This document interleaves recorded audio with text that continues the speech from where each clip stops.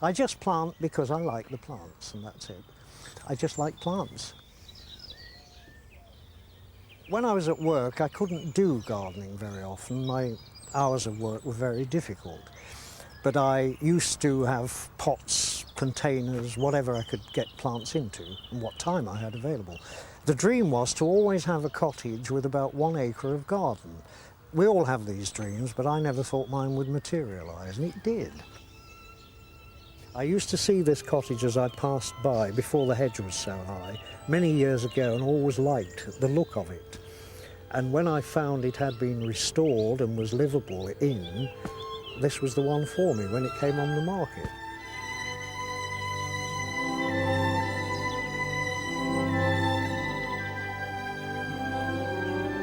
In just 6 years, Leslie Holmes created this magnificent cottage garden from nothing. What I try to achieve here is a mixture of the wild with the cultivars. Close, compact planting does give you a lot of help in keeping the weeds down, providing you've cleared a lot of the perennials beforehand. Leslie's garden covers about 1 acre, but it's never possible to see more than a fraction of that at any one time. I visualise, which I've produced here, lots of winding pathways, enabling you to come across certain plants which will hold your attention and cause you to go on looking. Because I feel if you could walk in a garden and you can see the whole effect straight away, half the interest is gone.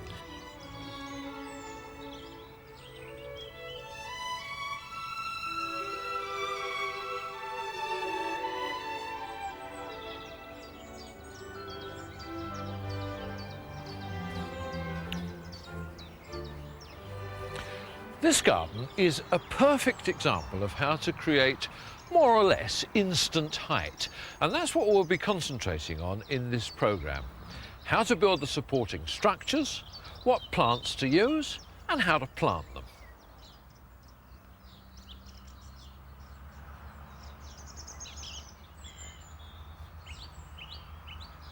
I wanted to create upward growth as much as possible, because all my previous gardens I've been living on the flat, as it were, and it's all very nice, but I feel if you can grow things upwards you get a much better effect, particularly in a flat area. And pergola, archways, bowers, pillars seem to do the trick. Well, I've built pergolas out of rustic poles, only to find that they last probably a couple of years before they rot off. So you've got to be a bit careful about the materials, haven't you? Yes, these are steam-treated posts. I don't know whether it's cuprinol they treat them with, but one of the wood protectives. And they are spiked, ready. We put them into the ground about 18 inches, into a lot of rubble.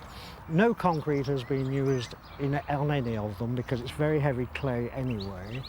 And most of this area, and it's a 60-foot long pergola, were completed within the week. Now, what about the roses? Have you used climbers or ramblers? A mixture of climbers and ramblers, and not a few shrubs which behave like climbers. Again, I think because the garden is so tightly packed with plants that it's causing them to give extra growth.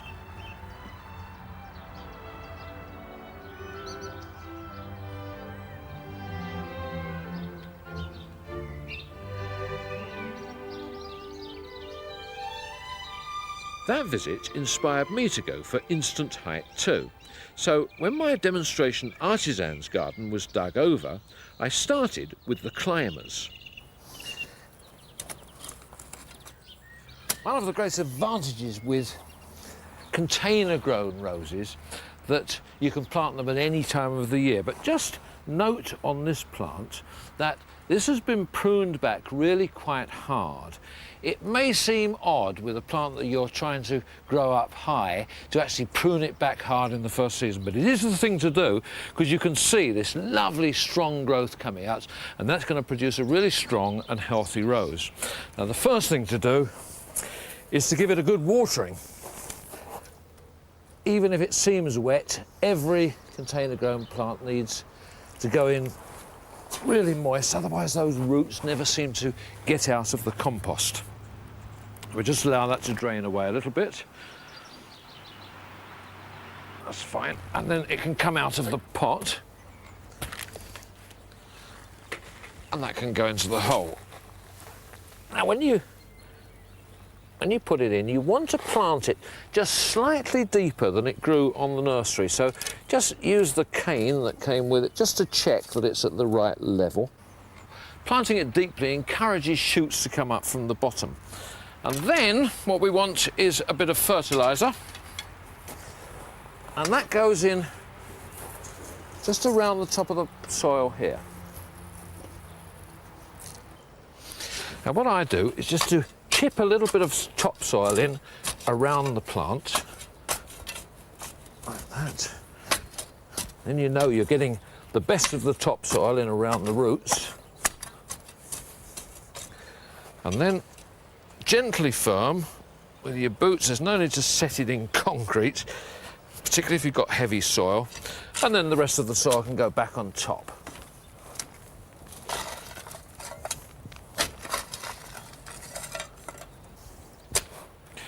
Now when this grows a little bit, these shoots will be tied into the horizontal wires to train them, and that's absolutely no problem at all. But when it comes to clematis, it's a completely different matter. Now they will climb by twining their leaf stalks around the support. So if you want the clematis to grow up the fence, you've got to provide some vertical wires as well as the horizontal ones.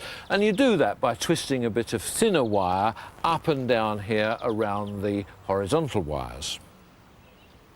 But if you're growing it next to a rose, there's no reason why you shouldn't use the rose to support the clematis.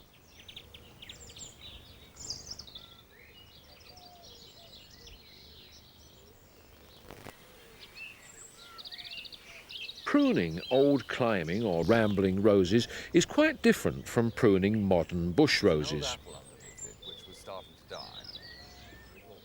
John the Scarman has a method which I must say was new to me.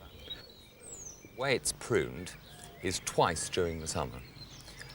Just before it flowers, it will have great big long shoots coming out of it. And you immediately think, I can't cut these off because like a raspberry cane, it's next year's flowering wood. In actual fact, it doesn't quite work like that. John has already pruned his superb rambler Bobby James, which covers his wall. But he used it to demonstrate the technique. What we do is we cut off these shoots, and you can see here that this was actually 10 foot or so long. People don't like this because they assume that you're cutting off next year's flowering growth. But in reality, what you're doing is you're encouraging this very twiggy sort of growth. And all the energy of the rose goes into these little flowers, and all of them develop. So I see, so what you're really doing is growing the shape of the plant as a rambler to start with to get it up there, and then treating the top like a shrub rose. Exactly.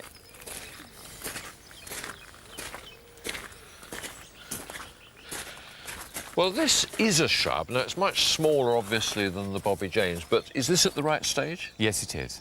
You can prune these at any time, but we like to prune them now so that you get the nice shape, and it's quite straightforward. You're pruning for architecture. You haven't got time to look for the favourable outward-facing bud. It just simply isn't feasible. And with old shrub roses, it doesn't do them any harm at all. It's just a question of going for the shape. The whole idea is that you actually expose the flowers, which would otherwise be hidden by all this young growth. All the energy goes into the flowers, and you present the whole shrub, and indeed the garden, with a nice architectural feel about it.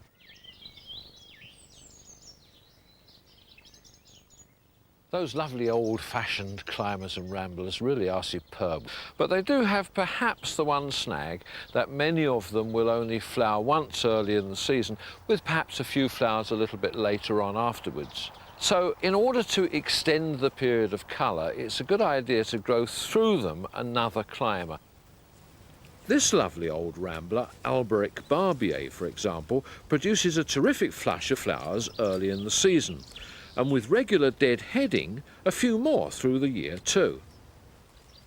To increase the flowering impact, I've grown a Clematis étoile violette through it. That gives me colour from July right through to late October.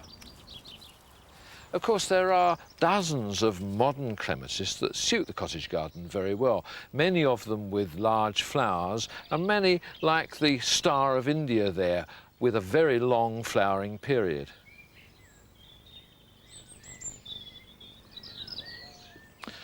But if you're going to grow clematis through roses, you need something like the Viticellas or this one, Texensis Pagoda. The secret is to choose varieties that flower late in the year, and then when they finish flowering, you can cut them right down to within about a foot of the ground and pull all the old clematis stalks out of the rose, and that will give it a chance to ripen its buds, so it'll give you a really good show of flowers the following year, and of course the clematis will come back too.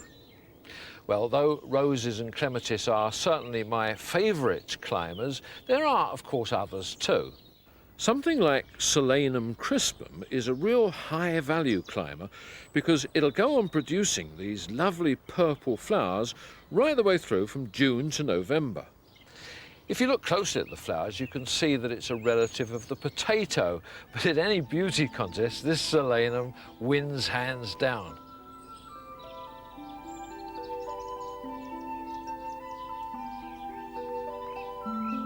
Of course, no cottage garden would be complete without honeysuckle.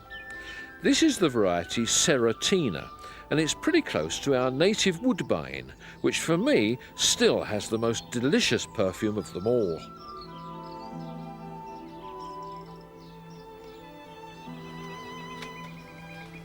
Of course, there's no need to restrict the planting to one species. Here I've grown a vine through sweet-scented summer-flowering jasmine.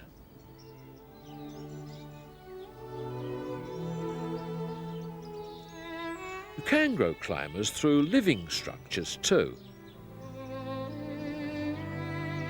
The apple tree makes a perfect natural climbing frame for the rose.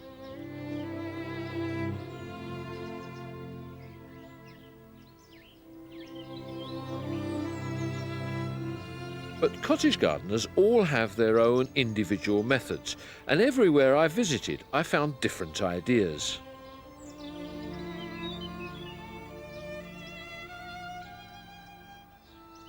Pat, the rose-covered arch must be one of the most traditional features in a cottage garden, and you've got a lovely rustic one here. But the difference is this rope. What's the idea of that?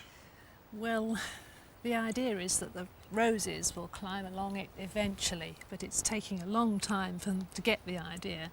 The roses have been there now for 6 years, and they're just beginning, as you can see, to go.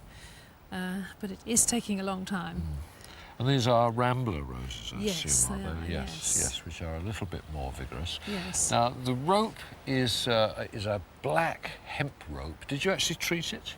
No, we didn't. We bought it like this from a ship, Chandler's, so presumably it is already treated. It's going to make a lovely feature, actually, when it's done. Oh, I hope so, yeah. If I see a brilliant idea, I have no qualms about copying it. So I did just that in my gentleman's garden. But in the artisan's garden, I had a completely different plan. When I built this little arbour, I decided that what I needed was something over the other side of the garden to really catch the eye, because that will increase the apparent length of the garden. And what fits the bill perfectly is a little obelisk. Now, I saw one of these in an upmarket garden centre and just copied it. And I made it for about 1/10 of their price. My one is made with roofing laths, which of course are already pressure treated with preservative when you buy them. It's very simple to make, really. They're just screwed together and held at the top with a piece of outdoor quality plywood. The only thing you have to remember is that these thinner battens on the inside must be nailed on before you put the whole thing together, because it's quite difficult to get a hammer inside there. And it's finished off with a little orb on the top, and that is the plastic ball from a lavatory system. Now, I wanted to create, as soon as possible, a great pyramid of colour and perfume here, so I've decided to use annual sweet peas. Now, I reckon that the old cottagers had the right idea about sweet peas because every one they grew was perfumed, and some of the modern varieties aren't. I don't think there's any point in growing sweet peas unless they're perfumed, so make sure when you buy the seed that your varieties are. I've raised them myself in my little cold frame, and I must admit that the work did catch up with me a little bit, so I'm a bit late planting them out, but still I potted them on and they'll be perfectly okay. Yes, they've got a jolly good root system there. And I've already put a bit of fertiliser in the soil. Now they'll need a little bit of help once they've reached the obelisk there, but I've just got to wait and leave them to grow on a little bit first. By midsummer, the obelisk was completely obscured by a cascade of sweetly smelling sweet peas. In my money no object gentleman's cottage garden, the climbers scramble up a beautiful trellis. It's made of hardwood, so I could concrete it directly into the ground without fear of rotting. It is expensive, but it should last a lifetime, just weathering to a lovely shade of soft grey. I've used my trellis to divide up the garden, and for the small plot it's the perfect way because it makes the division effectively, but because you can still see through it, it doesn't make the garden look smaller. And of course it takes up very little space. But if your garden is big, then it can sometimes be a positive advantage to divide it up into smaller areas. If you have the space, you can create living structure in the garden by dividing it with hedges. If it's a tall hedge you want, perhaps for a windbreak, then you could use closely clipped conifers. But if you only want a low-growing hedge, then Lonicera nitida will suit very well. If you keep this closely clipped, it will provide a very compact hedge, and look how well it contrasts with the more informal foliage of the copper beech. Then there's the traditional cottage garden mixed hedge. It's a mixture of holly and hawthorn. Well, at least it was when we came. It's now got spindleberry and it's got honeysuckle in it and a bit of yew. And I'm waiting for some researcher to come and tell me that makes it 400 years old because it's got 4 different species in it. We decided that we'd extend the hedge there. So I went round the garden and found bird-sown seedlings of hawthorn and yew and holly and planted that, and that's now 4 foot high. These are things that just appeared, really, in the garden. There's a particular branch of a tree you can see they sit on to have a good old chat and possibly a snooze, and beneath that you'll find all sorts of seedlings. And I was pleased to find yew seedlings because I put that in the hedge and that will help to thicken it in the winter.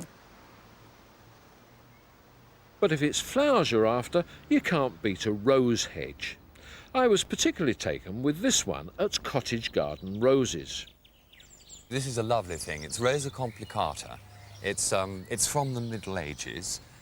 It's probably a hybrid between the Gallica and Rosa macrantha. Marvellous perfume.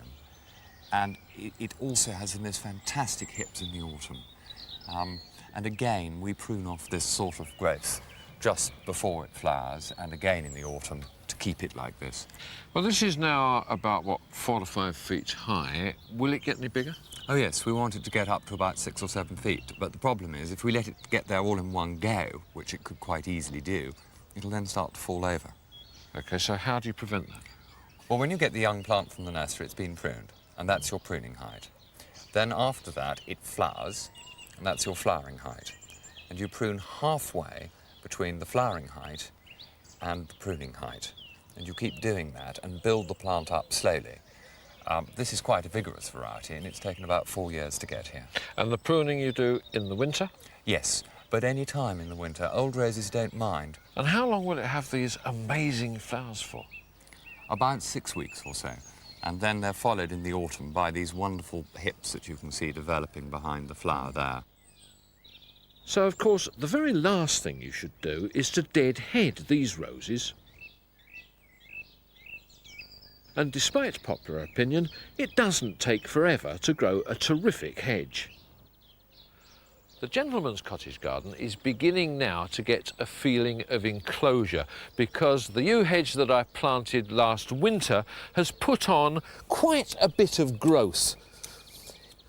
It's put on about 23 centimetres, that's 9 inches, in just 1 year. So perhaps yew is not quite as slow growing as you may have thought. Now I shan't do anything about trimming the top yet. What I'm going to do is to wait until it's got to about 9 inches higher than I eventually want it. And then I shall cut it back to 6 inches lower than I eventually want it. And that will enable it to make a nice bushy head so that I can cut a really clean top to it. But I do need to cut the sides of the hedge now, and it's not a bad idea in this case to just put a line out along the ground just to give you a rough idea of where you need to cut. Over the other side, where I've got all the plants, of course I can't do that, so I should just have to manage it by eye. But one of the great advantages a yew hedge has over plants like Leylandii, for example, is that it will grow out from old wood. So even if you make the most horrendous mistake, it will always grow out again. I've given it the best possible chance by reducing the competition from weeds and retaining moisture with this thick organic mulch. And I've also protected it from cold winter winds, which tend to scorch the foliage, by putting up this wattle fence. Now this went up when the hedge was planted, and it'll stay up for 1 more winter, by which time the hedge will be really well established and out of danger. This privet hedge is a wonderfully eccentric example of an old cottage garden tradition.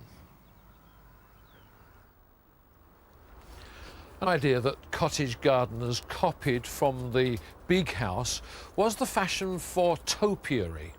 And these magnificent yew topiaries are at least 160 years old, and they more or less fill the small front garden of this little cottage. Mind you, the cottage is in the grounds of Haddon Hall in Derbyshire, and the boar's head and the peacock represent the coats of arms of previous owners. So it's quite likely that the steward who lived here was told to plant the yews here and train them in this shape.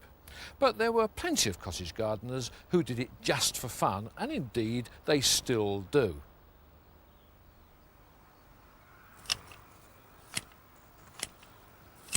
Now that's golden privet, George, isn't it? Yes, that's what that is. It's a lovely shape. Did you plant it? Well, I expect I must have planted it in the first place, but I'd have been there a lot of years, you see, and I almost forget about it. And did you actually decide on shaping it like that? Well, yes, I cut it into that shape. Yeah. What gave you the idea for that? Don't know. It just come to me, I said, when I was a clipping of it, you see, and thought I'd make a little shape of it. Yes, that's... So how often do you have to clip that? I do it twice a year, anyway. To find out more about cottage garden topiary, I went to visit Elizabeth Brainbridge at Langley Boxwood Nurseries. She started by showing me how to clip spirals. You need a strong bush because you're going to cut a lot away from it. Shears and secateurs, and you walk around it a few times and take a few deep breaths. And what you're aiming for, to make it easy for yourself, is think of parallel curves downwards. Most right-handed people will do it in this direction. What I do is to start about here, making the parallel curves like that. A lot of walking around is involved, and you snip it just gently at first. Now, a lot of the books suggest that you should put a bit of string or something around there to give you a guide, but you don't do that. I don't, partly because we have a lot of these bushes to do, and you get better at doing it with practice. The nice thing about living sculptures, they are living, and they will grow again by the end of the season. So you don't have to be too terrified of making a mistake, and we all make mistakes. Now, very often with topiary, if it's not looking right, it's because you haven't actually been quite fierce enough.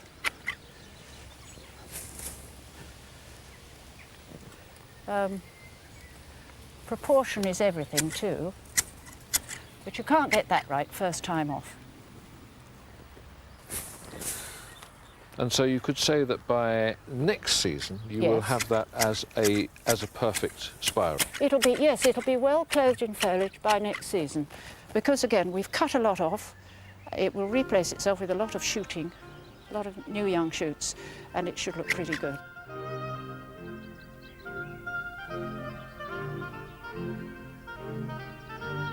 Of course, there are many more exotic shapes, often illustrating the cottage gardener's traditional sense of humour.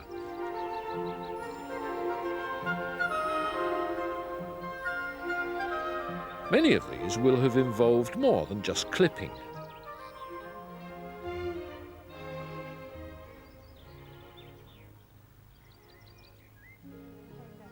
With a couple of canes and ties, Elizabeth started to turn this bush into what will become a very respectable chicken. It'll take clever clipping and another 6 months before it begins to look really good, but I began to see the shape straight away. Well, actually, that is beginning to look the part already, isn't it? I put 2 of these into my gentleman's cottage garden, and I found immense satisfaction in clipping my 2 roosters into shape. And these funny, formal structures do fit very well into the generally less disciplined feel of the traditional cottage garden. The cottage garden is essentially a place to be used, just as much as the cottage itself. And what better place on a sunny summer's day to sit and read or talk or just think than a lovely scented arbour like this. But of course, before the garden can be used, just like the cottage, it has to be furnished. Now, a gentleman cottage gardener may well go down to the garden centre, ancient credit card in hand, and simply buy it. But we artisans will still set to and make it and plant it ourselves. And that's for next week's programme.